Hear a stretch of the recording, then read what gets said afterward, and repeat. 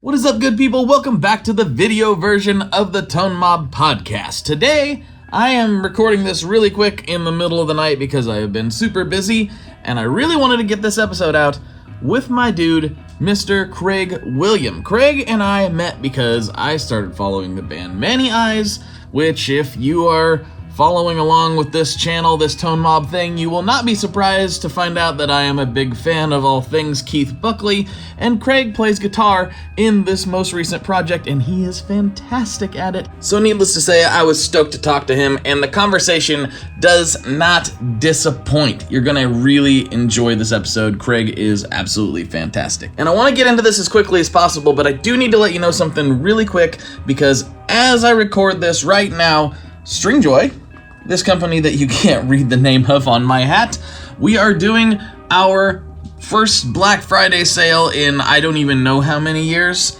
So this won't be super relevant in the future, so I'll keep it quick. But if you're watching this the week it drops, head over to stringjoy.com if you've been wanting to try our stuff. This is the first sale we've done in many, many years, and things are going very quickly. So that's enough of that plugging. Let's get into this episode with Craig William.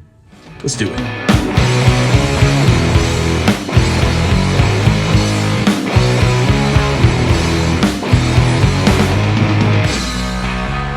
Hello everyone, welcome back to another episode of the Tone Mob Podcast, the show about guitar stuff, occasionally, sometimes. I'm your host, Blake Weiland. With me today, I have Craig William from Many Eyes and, well, actually a lot of stuff that we're going to get into. Welcome to the show. How's it going? Good, dude, good. Good to have you. I've been excited for this episode ever since we started chatting about it, because I became familiar with you through Many Eyes, and of course, as a long time Everytime I Die stan, I've been following that since it dropped. So yeah, really excited to talk about you and how you got involved with that. But first, I want to make a note of this because I thought it was a rather interesting coincidence. On your website, I was reading through your bio, and one of the first things you noted was your dad's Ampeg J12. Oh, okay? Man. Yeah. Or J15, excuse me. The first piece of content I ever put out on the internet ever that was like gear related, actually might have been the first piece of content ever because I didn't really do social media before that, was a vintage Ampeg J12. It's a rad started this whole thing. This whole thing was started with this old Ampeg that's sitting in a big stack over there. Do you still have it? I do. Yeah. You might have to whip that bad boy out and show me when we take a break. I will. It's on top of the stack, so it's a little bit easier to grab than some of the other ones. But yeah, I'll grab it. Very cool. March 19th of 2015 or something. I think was when I posted that picture, and I was like, "Whoa! Random strangers are liking it. How weird this internet thing is." I was a little late to the game. Yeah, that's fine. But yeah, I want to get your full story straight from the horse's mouth, man. Like, how did you like? I mean, we can start there if it makes the most sense, and to where you are now. Yeah. Man, I took a liking to music and heavy music really young, like 10, 11 years old. I just started getting into like Metallica, and that was like right at the time when nu metal was really the most amazing thing in the world, and it was still very new. Mm-hmm. So like Slipknot's debut album around 99, 2000. Mudvayne's LD50 album, Korn's Issues album was around that same time, I think a couple years before. So like that was like really like what perked me up and was like, oh, this is something I can't stop listening to. And then you mix that with the fact that my dad was also a musician at one point in time, and underneath his bed was all these old guitars that I wasn't really allowed to touch. So what happens when you tell a kid that he's not allowed to touch something? He's going to go and try and touch it. Mm-hmm. And that's basically what happened for a couple of years before I came home. I think one Christmas morning, like I finally got like my first acoustic guitar under the tree, and that was like my first guitar. Played that for a while. Eventually got like one of those, around the same age, got like one of those really cheapo like guitar starter packs with like a guitar and a little 15-watt box. Mm-hmm. And I loved that thing. I just remember like not ever wanting to put it down when I was in my early teens. And that just sort of snowballed. So just got into heavier music, more alternative stuff. And that took me to pretty much progressed all the way through high school. And then when I got to the end of high school, I was like, I'm getting really tired of heavy stuff. So what else do I like? And what else do I want to be playing? And I started to fall into like jazz, like really just insanely falling in love with like jazz and singer-songwriter and folk music. And, I kind of had the idea at the time that I was going to move to New York and just do music in New York.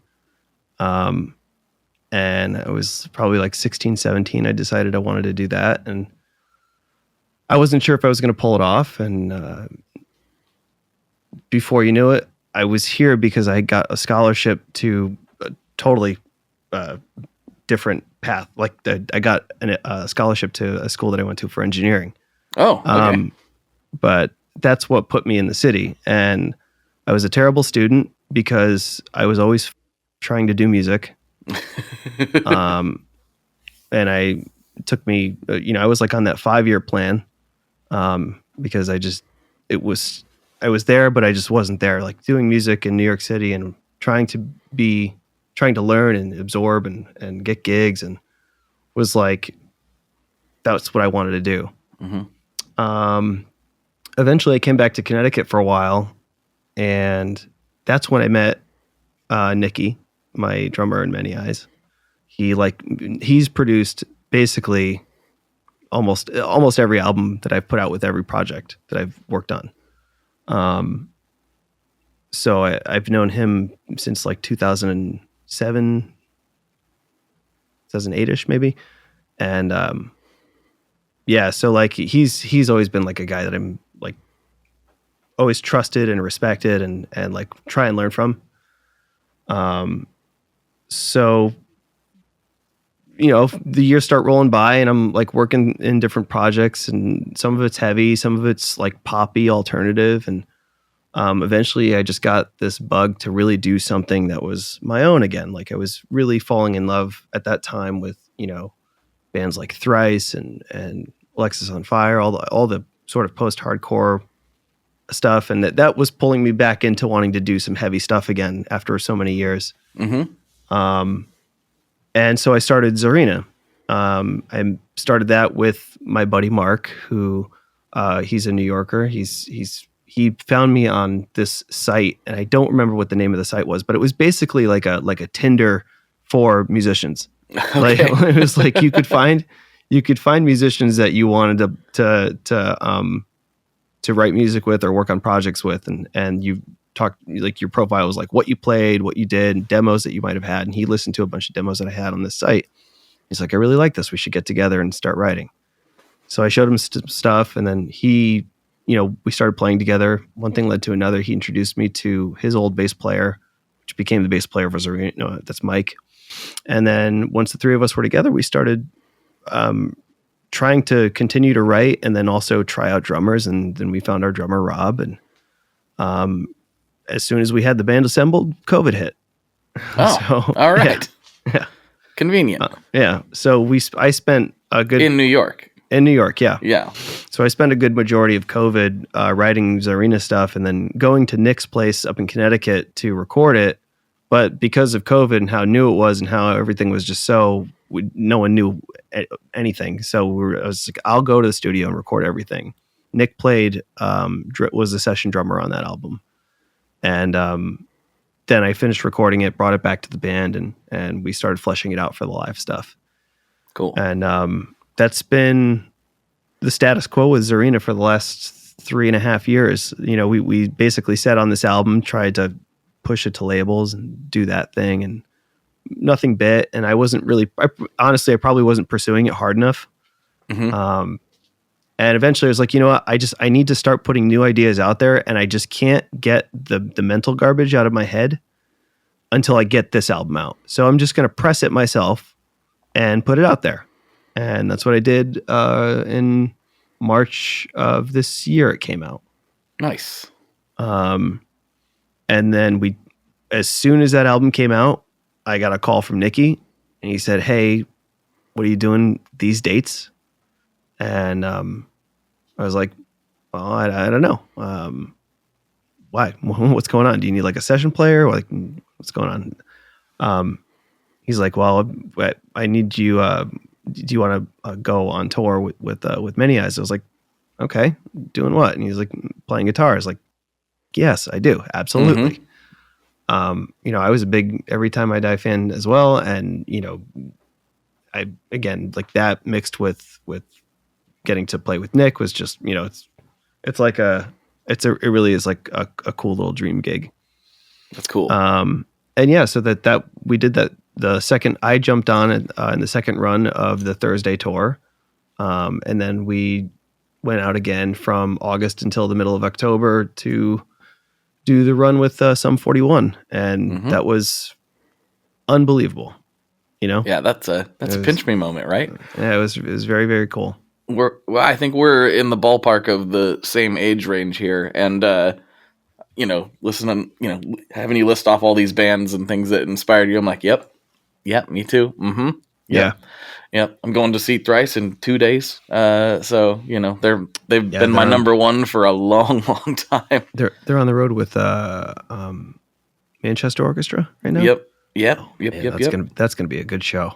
I'm excited. Yeah, and it's been fun to get to know those guys through the podcast and all that stuff over the years too. So it's one of those weird things. I'm sure you're experiencing it in a different way, but there's been a lot of pinch me moments. Like, teenage me can't believe that this is what I'm doing. This is crazy. The biggest pinch me moment on in the last few months. Well, there were two. One was Red Rocks.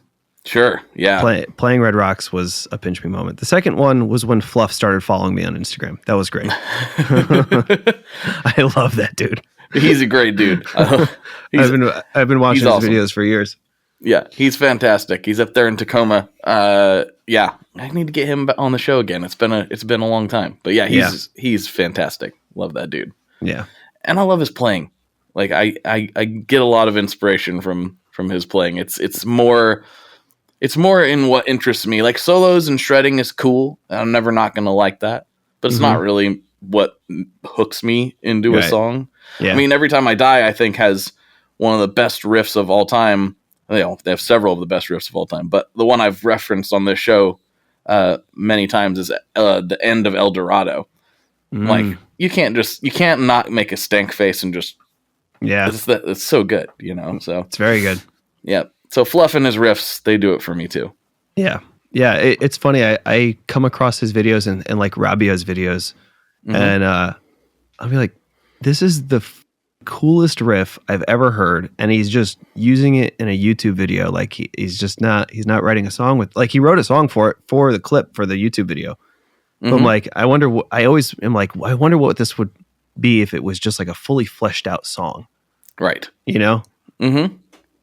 Yeah, I mean, for all of the clips that I do, I basically set a drum beat up and plug in the pedal, get the sound dialed in, and then I just go, whatever comes out. I stopped trying to, a lot of people will try to maybe do a cover with something that that sound reminds them of, or maybe the pedal is supposed to be emulating some sort of, Beatles specific thing or some other specific thing. And I don't really do that. It kind of, I just plug in and whatever flops out, and I go with that. And it helps you keep away from copyright strikes too. So yeah, for sure. Good. That's good. At least you have a process. It took a while to figure it out, but I've kind of grown to like it. But it can be frustrating too, because sometimes, it's just not, there's just nothing there. Like, this isn't, and you don't want to phone it in for something that, you're trying to give the people the quality they've come to expect. And it's like, man, it's just not working today. I hate those days. Yeah, usually for me, when I'm in a rut, songwriting wise, I will just try and go do something totally different. Like not even thinking about music. I'll put my guitar down. I'll go into my kitchen and bake some bread. Yeah. Or I'll go skateboarding, or I'll play with my kid, or I'll just sit and stare out the window. Like it has to be just, there has to be like some time to exhaust the bad so that I could make room for the good. And that's like, that was the same thing with the Tzarina thing. It was like that this final album, like this comped album is just done. It's pressed. And I'm like, but it's not out there yet. So I can't come up with new until I get this out there. I've been in a little bit of a rut, like with that myself. I did a solo record a couple of years ago now, and did some pre-order stuff and got the orders coming in. And I kind of regret doing that because it's been one hang up after another. I finally have the records here, and now of all the dumbest things that could be holding it up, it's the jacket. I'm just like, this is so stupid. There's no reason this should have taken this long. I think my jacket held me up too. It's so stupid. It doesn't seem like a thing that should be a problem. But who pressed your album? My brain just failed. I actually forgot the name of the pressing plant. They're out of Kentucky. I forgot. It's been a while since I've talked to them. But they did a good job. It wasn't their fault, It was just a catastrophe of events. Your test presses came back and all sounded good? Yeah, they did. Yeah. Good. Yep. I was pretty particular about it too. I was like, well, is that the same? Oh, wait. I'd never done vinyl before. That was my first. I recorded it here in the shed on my 2009 Mac Pro, and with that Ampeg. Actually, a lot of it was on that Ampeg. You got to start somewhere. Yeah, and I'm really happy with how it came out. I want to get it out there, get it to the people who like supported it from the jump, and because I haven't been able to do that, I haven't been able to make new music, and I have a lot of ideas and a lot of things that I want to do outside of like demos and stuff. I have a lot of things I want to explore, but I'm like, until people have this, I don't feel comfortable working on new. It feels wrong in some weird way. I totally get it. It's just like, but it should be rectified soon, and then I can get back to the many, many projects I have swimming in my brain. Yeah. Very cool. Very, very cool. So when I first started following you, I kind of give your feed a browse, and you seem like a kindred spirit to me, like a legit like gear nerd. Man, yeah, it's bad. There's guitar players and there's gear nerds, and you seem to be a legit gear nerd. When did that bug bite? Oh man, probably the same time that I pulled that little Ampeg Jet apart. Like, I was just obsessed with having the coolest amps and the coolest guitars when I was a kid. Nothing was cooler than having a Marshall stack. Like, there was nothing cooler than that. And still to this day, like, I just did this tour with Sum 41, with Many Eyes opening for Sum, and I played it with 2 412s on both sides of the stage, and it felt so good every night. It's just they're off the shelf cabinets. Like, there's no, like, I think I swapped out speakers in one of them just to mix it up, but like they just do the job, and they look cool too. So they do. Yeah. One of the pinch me moments for me was when we went to Sweetwater for Gear Fest, and they did this whole like just media people for a couple years, and they set up a wall of Marshalls, a literal wall for us to play, and it was unbelievably cool. And also, like, it didn't sound quite as good as you would maybe expect. No, because you have to turn them up. Yeah, you got to turn them up. Yeah, and it shook your internals, but it was just such a ride. I made a video about it, whenever it happened, but it was that was really cool. Yeah, the wall of Marshalls was amazing. I never thought I'd get to do that. One of my I'll just an 800, into a cab is like my default. Yeah. So you just can't go wrong there. No. No, you Have can't. you dipped your toe into the digital world at all, or are you still pretty on the tube amp train? Dog, I'm staring at my Quad Cortex right now. Oh. It's yeah, so yes, the answer is yes. So here's the gear nerd. And all right. I got a Quad Cortex. Sat in a box for about 2 months. Mm-hmm. I just didn't open it. I bought it. I was like, maybe I'll use this eventually. And I didn't even think about it. I went on the first leg of the Thursday run with my Friedman and my Mesa doing a stereo setup. Yes. And it sounded sick, but it's cumbersome. And I was talking to Nick on the tour bus, and I was like, yeah, I have a quad. And he's like, wait, you have a Quad Cortex? He's like, why aren't you using that? I'm like, I don't know. It's still in the box. He's like, it's still in the box. So that prompted me to go home and open it up and start messing with it. And honestly, I've been real super happy with it. Actually, I have it right here. I can probably just bring it up. I'll show you. Cool. This was the legit, like the whole rig for the tour. Oh, wow. So what do we got there? We've got the Quad Cortex. Yep. Got the Quad Cortex, 200 watt power stage Seymour Duncans to power left and right. Mm-hmm. And then I had a couple analogs out in front that I really liked, like the Luminary from Walrus Audio, and then I have their Warhorn, the overdrive that they did. That's kind of like my go-to overdrive for everything. Mm-hmm. And actually, funny enough, the guy who did Walrus Audio's artwork on all their old pedals, like their first run pedals, Adam Forrester, he did the album art for Tzarina. Oh, sweet. That's awesome. Yeah, he's a super talented dude.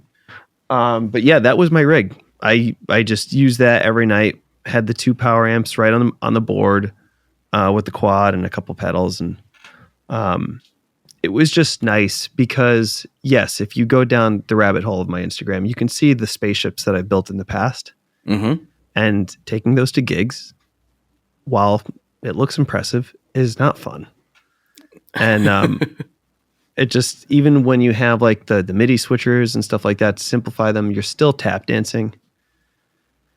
And what I wanted to do with Many Eyes was just stay off my pedal board as much as humanly possible. Mm-hmm. I just wanted to focus on like playing and being totally present and rock out and not thinking about settings. And lo and behold, my inner OCD just kicks in every night. And, I'm still things anyways. Yeah. I don't know how you couldn't. So what are you running in the Quad Cortex? Like, did you try to replicate your Friedman setup, or? So when I was on the tour, I was running 25150 setups. I've since changed it to just start messing with different amps in the left and right to see how they play with each other. And again, just defaulted to an 800 on one side and a Mesa on the other. But I keep bouncing the Mesa around between like a Road King Mesa versus the rectifier. So just a little, there's this little more oomph in those old rectifiers that I really like, and you don't get that with the Marshalls, right? Unless you really push them. But the thing I like about Marshalls is I just love an amp that sounds like it's about to explode, and that's the only way Marshalls sound good. Usually, the tone stacks are useless. The presence knob is kind of okay, and as long as my master volume is turned up and my preamp gain is dimed, I'm like, this is the sound, you know? Yeah. And I'll put like a tube screamer or that Warhorn pedal in front of it, and it'll just sustain and sing forever. So having gone from, kind of what most people would probably think of as the ideal setup, having a nice stereo rig with tube amps and all the pedals, and then switching to the Quad Cortex and kind of emulating that as best you can. Right. Do you feel like, let's pretend you could snap your fingers and any rig would appear. Do you feel outside of the convenience that you're missing anything? Or do you feel like it's really similar? I'm missing roadies is what I'm missing. Like, I don't want to be doing that setup on my own every night. And I did it for, it was like, even with the tube amps, it was a streamlined tube amp setup, a smaller pedal board. And I had like my whole cable harness was like in a big, it was like one of those big snakes. So it was just, I knew how to plug it in every night and just not think about it. But there's still just like a lot more that can go wrong with the tube amp on stage as well, Yes. With the Quad, what I really have to worry about is just having it overheat. And there were only, it's got CPUs in it that, like, if they overheat, the thing could, just get funky and weird. Does it just shut off, or does it kind of glitch out? I haven't tested it yet. I'm guessing that it would glitch out or maybe shut down as a failsafe. And the one place I was really worried about it was when we did our show in Orlando, because it was an outdoor amphitheater and the sun was setting right in front of us. And it was like a 98-degree day in the middle of Orlando. It was like the humidity was just god awful. It was probably the only night on that tour where I was like, please, let's just get through the set and get me off this stage. It was really bad. Yeah. Other than that, like it was super rock solid every night. Nice. And it still performed under those conditions, though. Yeah. Yeah. Yeah. It was great.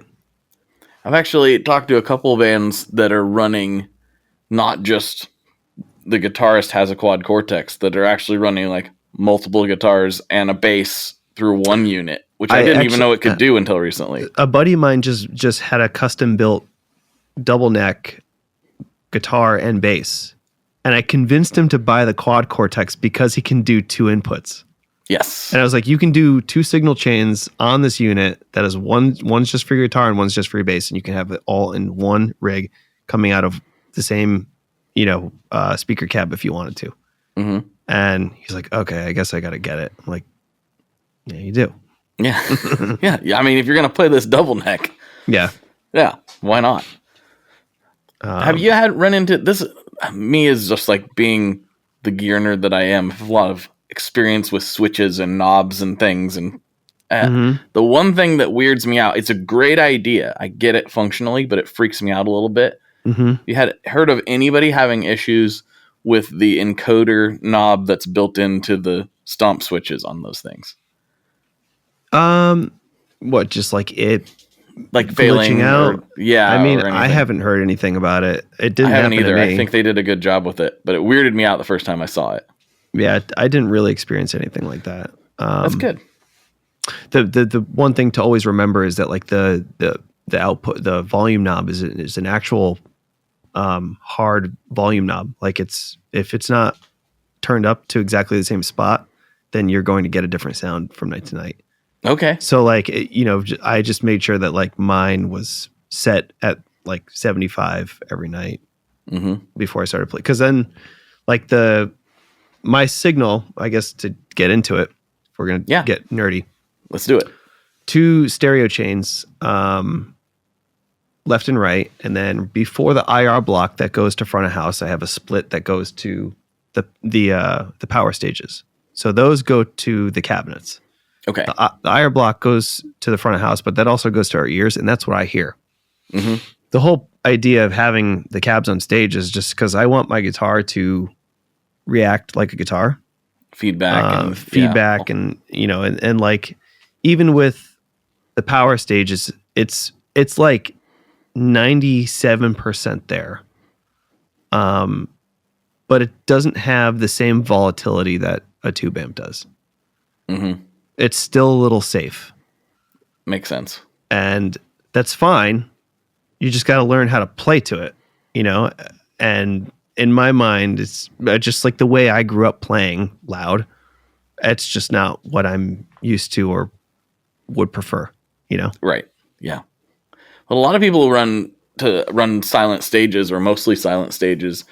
And I can't get my head around that. I don't even, when I'm recording digitally in the studio, I don't even do that. I have my monitors cranked and blasting back at me. I can't do that. It's weird when, where's my remote? Hold on. I know that move. I'm gonna turn my air conditioner off. It's getting cold in here. Yeah, I was, being side stage to Sum 41 was really great. But like, I couldn't really hear what was going on because it's a silent stage outside of the drums. So all you hear is drums and maybe some vocals from the array that I'm standing next to. Right. I couldn't really hear anything unless one of the techs gave me like their tech mix to listen to off to the side of the stage in my ears. But yeah, I mean, that's still something I can't grasp either. Like Sum 41, that big tour was like such an anomaly. Like I don't think that either any of my bands really would find themselves on those stages where there's a 10-foot barricade between the stage and where the crowd starts. Oh wow! There's like a 10-foot gap between the barricade and where the crowd starts because there's like flamethrowers and cryo and there's that's like going off in the front of the stage, so they have to have that distance because it's a safety hazard. Yeah. We don't do that. Like the shows that we played where we did our some one-off headliners. Like people were on top of people, and that's what I'm used to. Of course. So yeah, it's it's interesting too to think about. Sum 41, pretty enormous band. I know they're wrapping things up, but and they probably could afford to have whatever amps they want, and they chose to go with the silent stage because ultimately, I mean, I get it. I get it from a technical perspective. I get it from a convenience perspective, but man, it just seems a bit antithetical to rock and roll. I mean, you have to see their show though. It's a production. I believe it. It's massive, dude. Like just confetti and flames and cryo and more flames and then more flames and then there's like a big blow up Sum 41 devil in the background and they put on one of the best shows whether you're into them or not. I am. They're just and what is even more phenomenal about them is how consistent they are every night. They sound amazing every night. They've been doing it for a long time. Yeah. So yeah, I just took my kids to see, well, not just, it was over the summer. I took my kids to see Metallica. Oh, cool. And they're 5 and 9. So that was quite an experience for them. Wow. And I came away with that. I was like, oh yeah, it's, there's, 30,000 people here to see them. It's almost like they're one of the best bands in the world because they sounded amazing. Like they sounded absolutely incredible. Yeah. And, everyone gives Lars a lot of crap and some of it he maybe deserves. But he impressed me. Like that guy is older than my dad and he is crushing it and just drenched in sweat. And he's just slaying it. I mean, the stamina he showed was impressive. For a young person, it was impressive, let alone somebody his age. It was amazing. They put on I'll never forget that night. That was absolutely How long was that show? I can't remember. I think they played over 2 hours. Wow. Like they played a long time. It was, and then like one short little break, not even maybe 5 minutes. They went down, come back up. And it wasn't really a break because it was just a break for Hetfield and Lars because, like, yeah, they were just jamming the rest of the time. So yeah, those guys didn't get any break. It was great. They too have been doing it for a long time. They've been doing it a long time, and they all look good too. I was like, you guys live the rock and roll lifestyle at the peak of the rock and roll lifestyle, and somehow you're not a haggard mess. I don't know, some genetics there or something. Yeah, it was impressive. But kind of going off of the live show a little bit. Yeah. Have you found yourself using the Quad Cortex or other things in studio, or you still like to record the old fashioned way? I mean, for demos, I won't even plug into the Quad. I'll just plug right into my one of my preamps or one of my DIs and just pull up a neural plugin and go for it. Oh, really? Just right in. Yeah. Mm-hmm. It's just, I mean, for just shedding ideas and just getting them out of my head as quick as possible. There can't be 10 things that I have to set up. I just need to plug in a guitar and go. Like, plug in a guitar, open up my Pro Tools session that's just songwriting, and it's literally just my 2 guitar tracks left and right and a click track. Mm-hmm. And that's where I start. That's where everything starts. That's where, yeah. And usually I'll if I have ideas in my head, I'll start to just flesh them out so that I could like hear it. But I won't really know what an idea is going to sound like until I hear drums. So I'm usually messing with drum patterns, in like the MIDI programmer, just to hear like the structure of a song or the structure of a riff, or like where like a riff is going to turn around and meet like a fill of the drums, as it kind of counts back into the next measure, and that's how I have to hear it. I have to hear it with drums. Otherwise it doesn't feel like I can take it much further. Yeah. And that's like true with almost every project I write. Like I need drums. If and I know that's like the worst thing to do, because like I can never just go to a drummer and be like, what's your idea? Right. Yeah. What do you think about that? What do you think about this? Yeah, you're like, I already crafted my entire track around this. Do you have any cool drum grooves that you want to use? Right. But like, that's where it starts. Like I have to like have a seed of like a drum idea to shape my riff or my lick to. I mean, it's the only way it kind of gets pulled out of me now. I have a really hard time, and this is why I'm not a professional touring musician. I have a really, really hard time playing to just a click. Oh. It drives me. I can do it, but it takes all the enjoyment out of it for me. I hate hearing that tuk, tuk, tuk, tuk. I hate it so much. So I have to replace it with at least a basic beat. I could do anything that's not that, even if it's just like book, book. I can deal with that. I cannot deal with the tuk, tuk, tuk, tuk. It like hits something in my lizard brain that's like, no, don't, no, stop it, stop. Yeah, playing to a click it's a problem I have. I can't deal with that. It's definitely something that is learned. I get it. The click, the stock click in Pro Tools is pretty shrill. It's pretty bad. it's pretty horrendous. But like, honestly, this is your best friend. The metronome, yeah, that's better. Yeah, that's a more pleasing sound. No, it's not, because at the end of each measure, it goes ping, like it pings a bell that's in there. So click, click, click, click. Mine does not do that. Mine just clicks. Mine just interesting. Yeah, that's not better. It's so loud. It's like, here's one. Yeah, I mean, and to be fair, like I've suffered for it. Like not suffered like physically, but like as a musician, I'm not as good because I don't like to play to that stuff. I like to put on drum tracks, and I like playing with drummers, and because I'm so anti-click, my timing's not as good as it should be. It's getting better because I'm playing with more rhythm tracks than I used to. I used to just sit out here by myself with a amp, and that's it. Yeah. Well, I had nothing to keep me on track. Yeah. And so I was even sloppier back then. But it's definitely a skill I need to try to figure out. I'm probably not going to be honest. I'm still sloppy.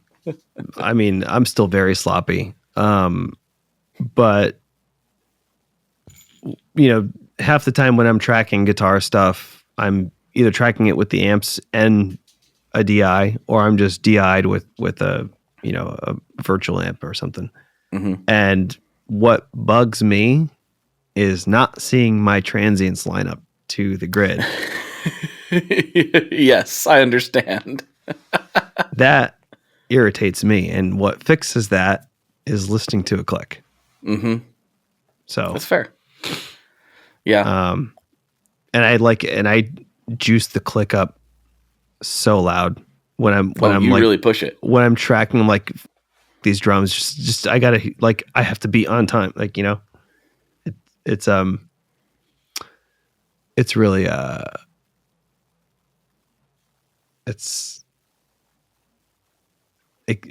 that's what gets me. I have to just get it on time. And then what is even worse is I'm like, all right, well, now that I got it on time, I have to get it all in one take. Oh, yeah, I kind of get that. I hate splicing things together. I don't know why that is. Yeah.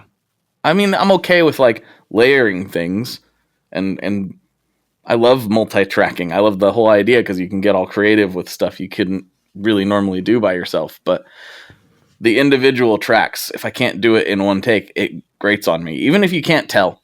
Yeah. I'm just why does that? No, I need to be able to play this whole section.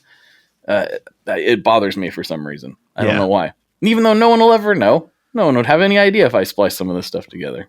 Yeah. I don't know. Yeah, it's like an OCD thing for me. That's got to be it. Because it doesn't really matter. Well, ultimately. No, I guess not. Not to anyone else listening, but when I listen to it and I'm like, please let me maintain as much integrity as I can as a player with this song. If it's just 3 minutes and 20 seconds, just let me get, at least 3 minutes solid where I only have 20 seconds of punching, Mm-hmm. Yeah. Yeah. Punching in's a skill though. To be able to do that and do it well, that's also a thing that's probably worth practicing a little bit. Especially if you're a drummer. Oh yeah. Punching in as a drummer is you gotta be dialed in. Mm-hmm. And then there's the other thing I don't like to do, and you're probably similar based on what I'm starting to gather. I don't like quantizing things. I want it to be real. I want to actually have done it. It depends on what I'm doing, but yes, I get the sentiment of that. But if I'm trying to mix a song in earnest and I want it to be something that is going to be good for someone who comes to record at my studio, or just I won't completely dehumanize it by quantizing everything, but that's the whole point of being in this chair and saying, okay, I hear this song and I know that this needs to turn around and be locked in here, but the rest of it can be a little loose through the next 4 or 8 measures. But when it comes back around on this idea, everyone has to be locked in. I don't have any problems with quantizing to make sure that the song flows the way that it needs to flow. Mm-hmm. So yeah, that makes sense. I don't really have problems with other people doing it either. I also don't get crazy technical metal dudes coming in here to record anything. What do you typically see? It's a lot of a lot of hardcore singer-songwriter, indie, and honestly a lot of it has been drum sessions. Which is funny because I'm the guitar player with all of the guitar stuff, but like my drum room is where people have been coming to do drums around this part of Brooklyn. So interesting. It's funny. Did word get out that you got a real tasty sounding drum room or what? Yeah, I mean, I started putting that word out there because I thought the drums were really tasty in the room, and and I started giving it to a few. So, like the guitar player in my band Tzarina,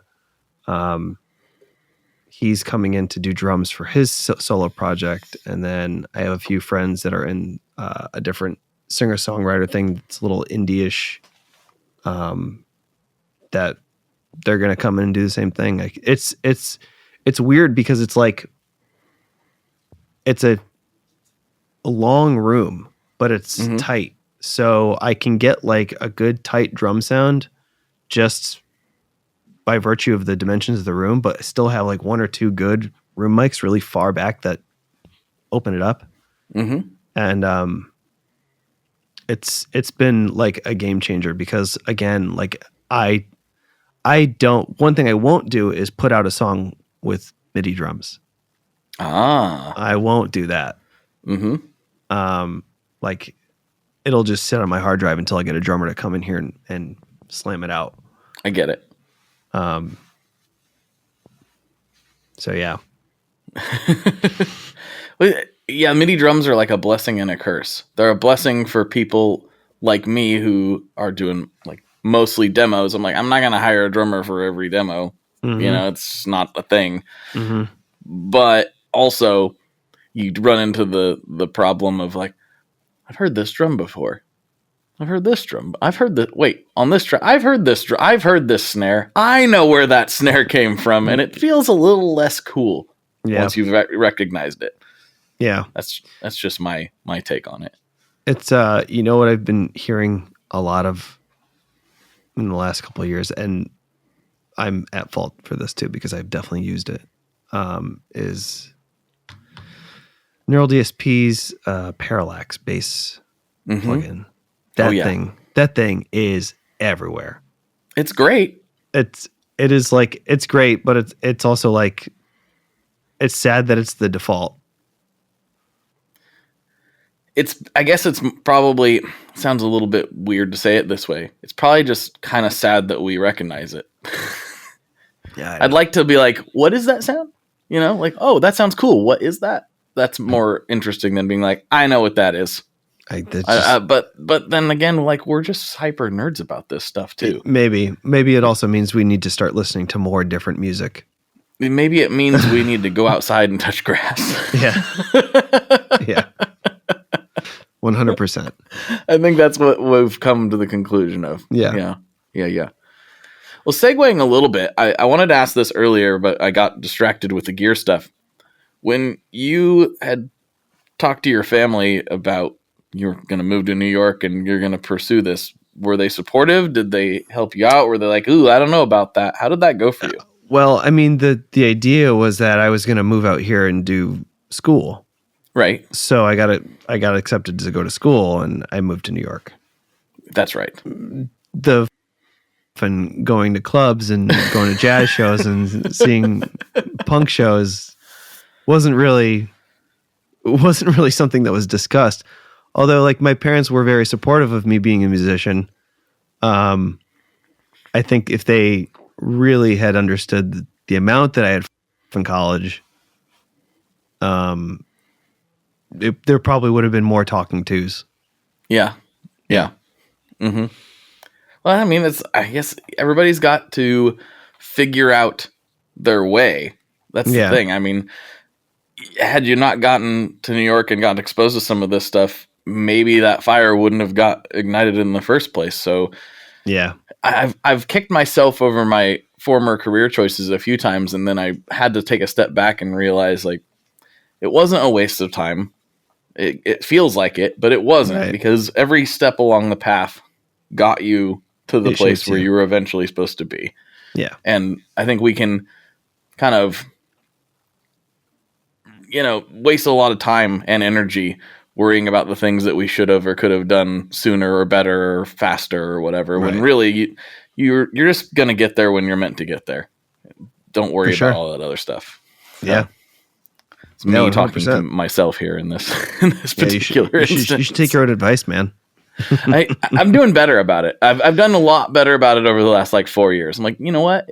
It's all good now. So what do you care? Why waste the energy worrying about it? It's fine now. Yeah. Mm-hmm. Yeah. I know what you mean. I still am in a my pinch me moment now is like just when I take the time to step back and realize like where I'm at here, you know, and then like what I've done musically, like it's something I should be proud of. And it's like, it's continuing to shape me into whatever's going to happen next. So I should embrace it. Yeah. Well, yeah, you're going down a fun path, man. A lot of people would love to be in your shoes, which is something that we all could do with remembering once in a while. Yeah. Yeah. So we're getting close to the end of the episode, and I've got some classic questions, and I think one of them is going to take a fair bit of time. So, go for it. Yeah, but before we do that, I like to give the guests a chance to take the stage. You know, shout out anybody you want to shout out, plug anything you want to plug, say hi to your grandma, whatever. What's up, Grandma? Go listen to The Light Age by Many Eyes. It came out while we were on tour in September. Go check out Tzarina's self-titled. It's it's anywhere you stream music, and you can also go to the band's website and purchase a physical copy of the vinyl and a t-shirt if you want to do that. There you go. If you do that, I ship them to you personally. Oh, yeah. You're going to get his amoebas. You get my amoebas. Package. That's right. I spit on it before I send it out. And for the listeners, wherever you're listening or watching this, wherever the words are, there's too many platforms. Used to say in the show notes, but now it's like the description and whatever. Wherever the words are, there will be links there to where you can go easily find all of that stuff. So go do that. All right. Final questions. First one. What is your favorite boss pedal? Oh, man. The chorus. Which one? I forget the name. It's the blue one. Oh, the seat. Well, the reason I asked is because the Dimension is also a very popular answer. So the one with the buttons. Oh, that was the new Wazacraft one that came out a couple years ago. Well, yeah, there was that one, and that was based on the older one. I can't remember. The numbers get jumbled in my brain a little bit. The classic one with the knobbies. The CE2. Yeah. That thing is... It's wonderful. It's the best boss pedal. It sounds so good. I don't think I have it here. I know I have one in like storage somewhere. You gotta get it out. Yeah, show some love. I should. It's like my favorite pedal to throw on bass when I want bass chorus. Oh, that makes sense. It's amazing. Yeah. Good call. Good call. The CE2. It doesn't get enough love, so I'm glad you pulled that one. Mm-hmm. All right, final question. This is one that I'm thinking might take a minute here because of your background and where you currently are. What is your favorite kind of pizza? Oh, dude, come on. Hey, it's a classic question. Everybody gets it. You see me walking in with a pizza. Yes. For the listeners, when we started this recording right before, we all got, we started the stream and got everything going. I see the man walk through the door with a box of pizza, and I'm like, hey, this is perfect. This is perfect. And you're from New Haven originally. I'm originally from Connecticut, yeah. So obviously, like the big ones in New Haven are always going to be number one for me, like Sally's, Modern, Pepe's, even Bar. My favorite one actually in New Haven, and I know this is like not the most popular thing to say, but my favorite one in New Haven is Delegna's. Okay. But then that one I'm not familiar with. Around here, Lucali's. Oh, Lucali's. Lucali's. Yeah. I mean, Lucali's is in my neighborhood. It's like 2 blocks down the street from where I live. And it's just like, not only is the pizza amazing, but like on any given night, I can walk by there and Be like, oh, Paul McCartney's just having pizza here tonight. Mm-hmm. Or, oh, Jimmy Fallon just walked in with LeBron James. It's like it has become like the lexicon of what pizza in New York is supposed to be. Mm-hmm. And like, I totally agree with it because it's not totally New York style and it's not totally Napolitan. It's just, it's like the perfect balance between those two things. And that's all he does. He's like pizza and meatballs. Perfect. I couldn't ask for more. Yeah. That sounds great.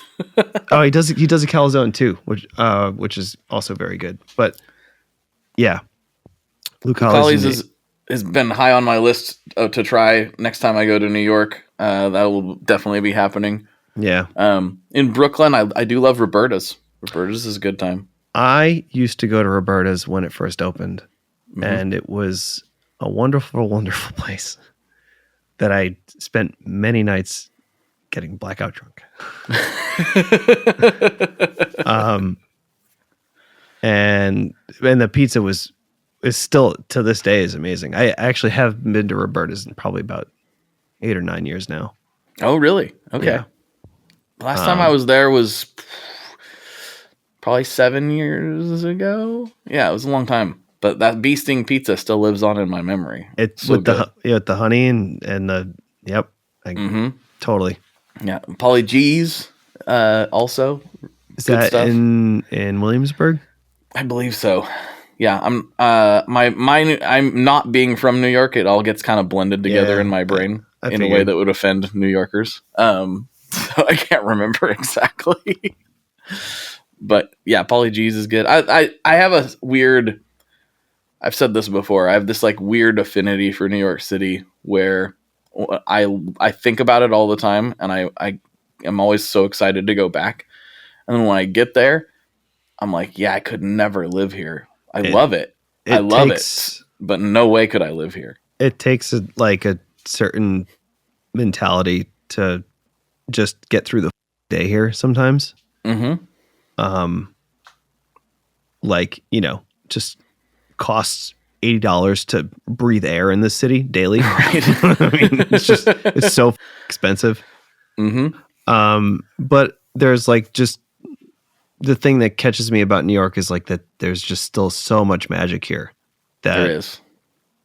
Like daily, and especially like in this building where I have the studio. This is a rehearsal studio. This is a music building. Mm-hmm. And even now, like I can hear drums from different rooms just going off. I can hear guitars down the hall.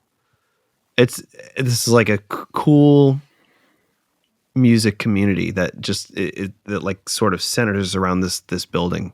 Mm-hmm. And it's, I don't know. I do feel very, I feel very much like I'm in the place I'm supposed to be right now. Being here. I love it. Well, Craig, thank you for taking the time. That felt like a perfect pin on that end of that. I love that. Yeah. Thank you for taking the time to do this. I really appreciate it. I really enjoyed our conversation, and we'll slide over to Patreon and see what kind of nonsense we can get into. Does that work for you? Let's do it. All right. Sounds good. All right, everybody. For Craig, this is Blake, and as always, folks, good luck and good tones. Alrighty, folks, there you have it. There's another episode in the can. Thank you so much for hanging out for the video version of this show. If you like it, please drop a comment, subscribe, all that good YouTube-y stuff. It helps out. Or if you're more of an audio listener the way I am, head over to wherever you get your audio podcasts, Spotify, Apple, etc., and you can download them there. I post them every single Monday like clockwork, and I've been doing it for almost a decade now. It's been a long time. The YouTube thing's a little bit newer, and if you like these videos, I will keep putting them out. And thank you so much for everything that you've done. And also, if you need more content, please head over to Patreon, where for just $5 a month, you can get access to extra episodes. I beam them right to your ears every single week. So check that out. Thank you all so much for everything, and I'll talk to you on the internet very soon.